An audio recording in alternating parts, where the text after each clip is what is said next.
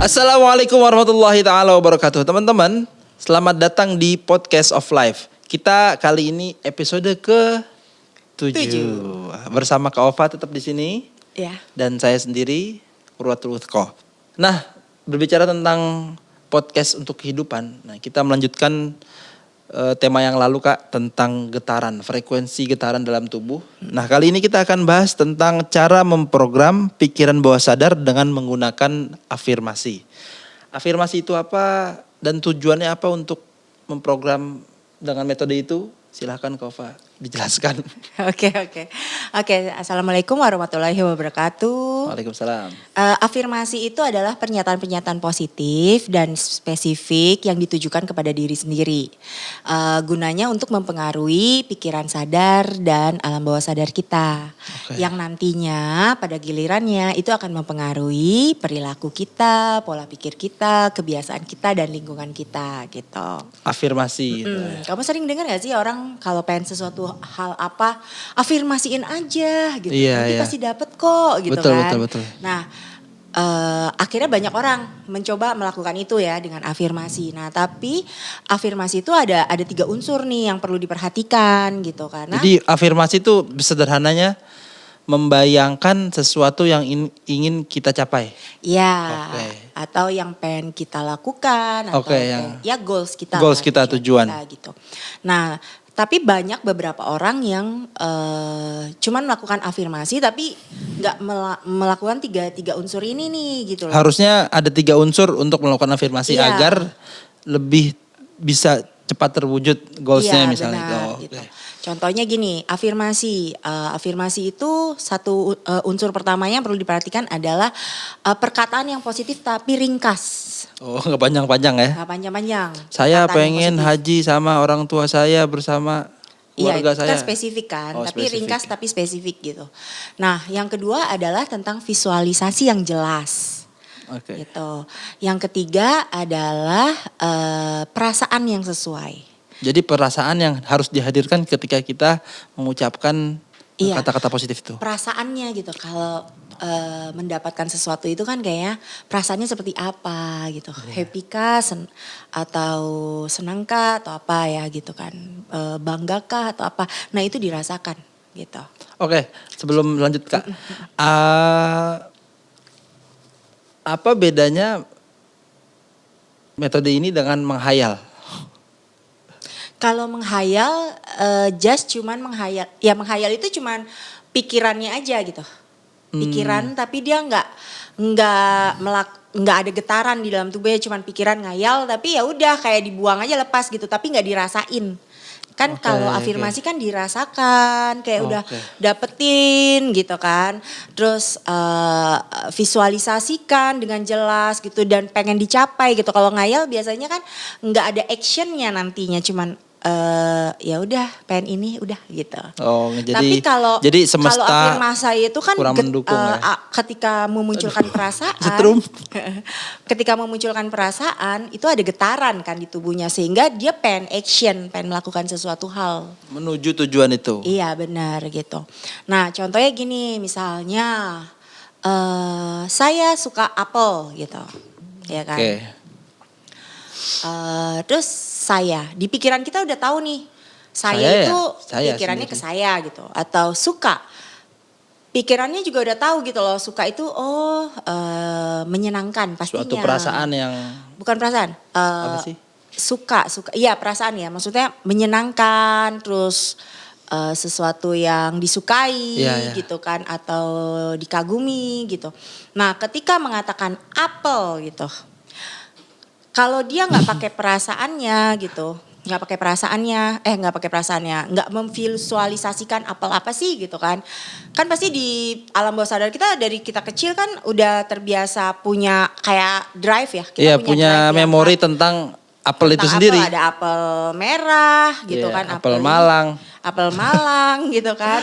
Atau ada apel Washington atau mungkin pernah lihat gambar apel yang ada di MacBook gitu kan. Yang ada di logo. Nah, tapi kan kalau kita benar-benar nggak jelas visualisasi yang jelas kan akan bingung kan gitu. Jadi perlu visualisasi lah yang jelas. Apel yang mana? Iya, jadi Spesifik ya? dibayangkan spesifik gitu. Makanya ketika afirmasi dibutuhkan perkataan positif, visualisasi dan dan perasaan. perasaan. Kenapa sih sangat penting banget tentang perasaan? Menghadirkan perasaan. Iya, karena perasaan itu adalah emosi. Dan emosi itu adalah energi. Gitu. Nah, kembali lagi sekarang. Pernah kamu dengar ilmuwan Tesla?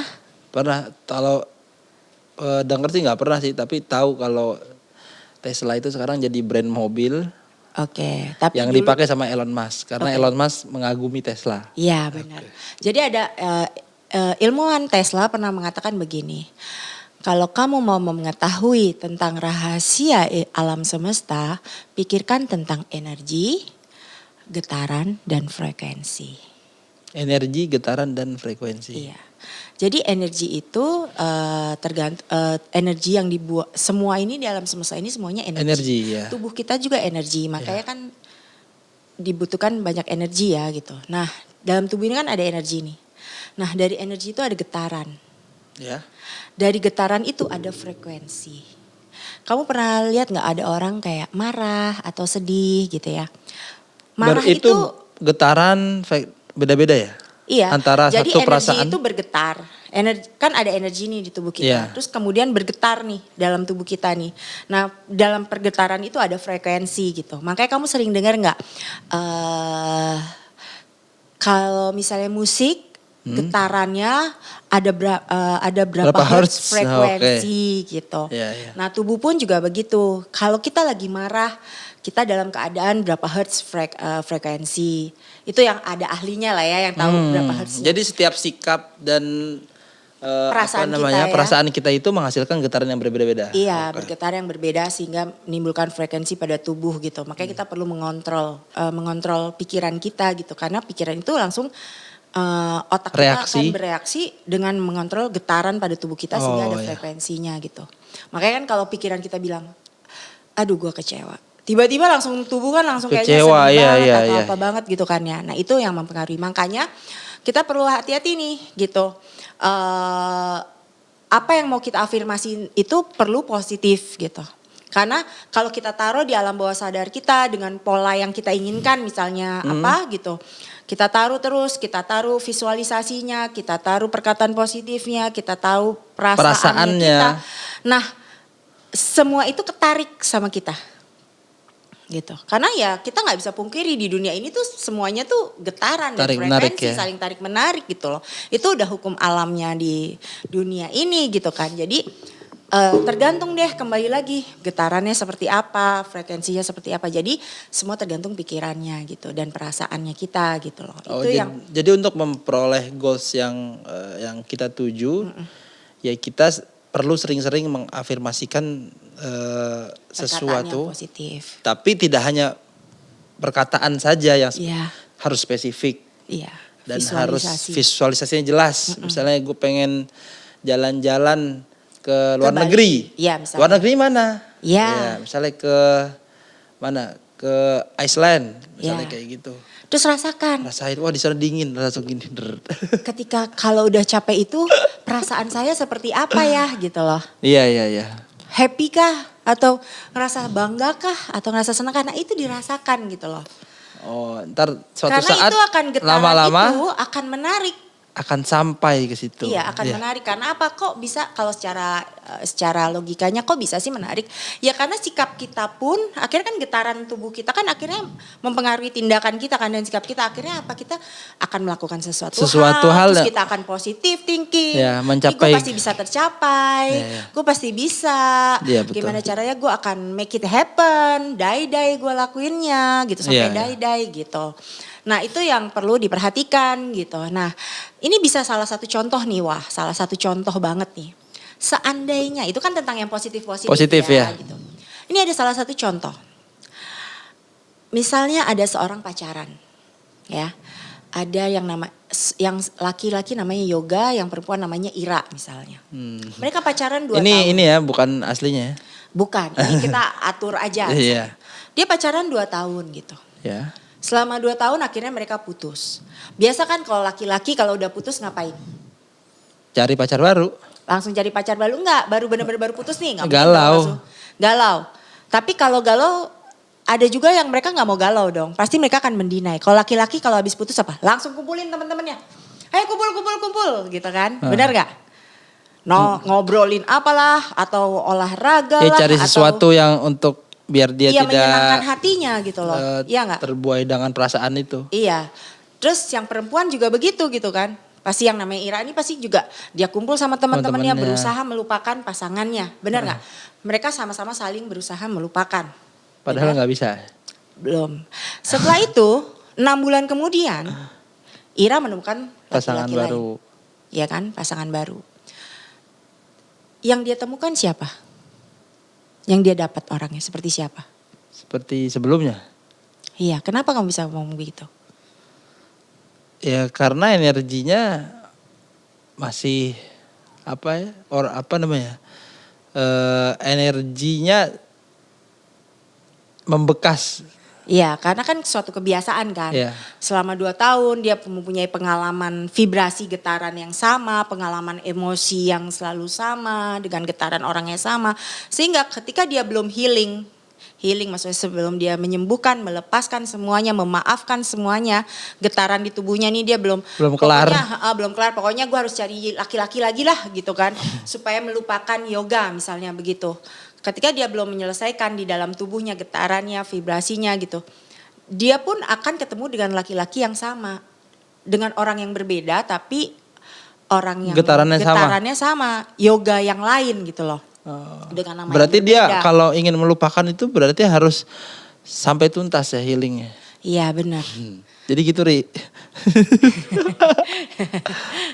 Nah kan karena apa? Waktu dia putus getarannya masih rasa pengalaman emosinya itu loh, perasaannya emosi perasaannya tuh masih sangat attach sama sama pasangan lalunya gitu. Sehingga dia pun akan karena sudah terbiasa dengan getaran orang-orang yang seperti itu, dia pun akan ketarik dengan orang-orang yang getarannya sama gitu loh. Nah akhirnya kan dia ketemu dengan orang yang sama gitu ya maksudnya. Nah kembali lagi dia mau programin seperti apa gitu. Program aja ulang dengan afirmasi yang baru gitu. Karena gini, energi tidak bisa membedakan mana yang baik, mana yang buruk untuk kita. Kita sendiri yang harus ini ya. Iya. Gitu. Oke? Oke, gak paham, udah paham. Oke ya, begitu aja sih. Jadi sekarang tahu kan caranya bagaimana memprogram pikiran bawah sadar dan cara melakukannya seperti apa. Mudah-mudahan ini bermanfaat buat teman-teman gitu ketika pengen sesuatu hal atau punya goals. Afirmasikanlah dengan hal yang positif, visualisasikan dengan perasaan yang sesuai dan itu akan menarik apa yang kamu ciptakan. Jadi kalau kamu udah ciptakan kemarahan atau ciptakan hal negatif ya itu akan ketarik hal negatif. Tapi kamu ciptakan hal positif semua akan ketarik semua akan hal positif. Balik ke kita sendiri. Okay. Nah kalau mungkin dalam segi Islam ini ya afirmasi itu doa. Ya gak sih Kak? Iya benar-benar. Jadi apapun yang kita ucapkan melalui doa kita yang kita panjatkan kepada Allah Subhanahu Wa Taala itu sebenarnya kalau kita resapi, ya kan? Kalau kita visualkan, kita resapi, hadirkan perasaan bahwasanya kita hamba, kemudian ada Tuhan Allah Subhanahu Wa Taala yang akan mengabulkan kita, pasti akan dikabulkan. Tapi kalau cuma doanya di mulut aja, biasa aja, ya Allah, nggak ada maknanya, nggak ada hatinya, ya mungkin nggak akan terwujud, bukan begitu Kak? Iya benar. Mungkin itu aja teman-teman semua di episode ke-7 kali ini tentang afirmasi. Teman-teman jangan lupa terus menyaksikan Podcast of Life karena insya Allah akan membantu kehidupan Anda menjadi lebih baik lagi. Insya Allah Kak ya. Insya Allah. Terima kasih. Jangan lupa saksikan episode berikutnya. Dan kalau belum nonton episode sebelumnya silahkan tonton karena akan ada pelajaran yang berharga. Assalamualaikum warahmatullahi wabarakatuh.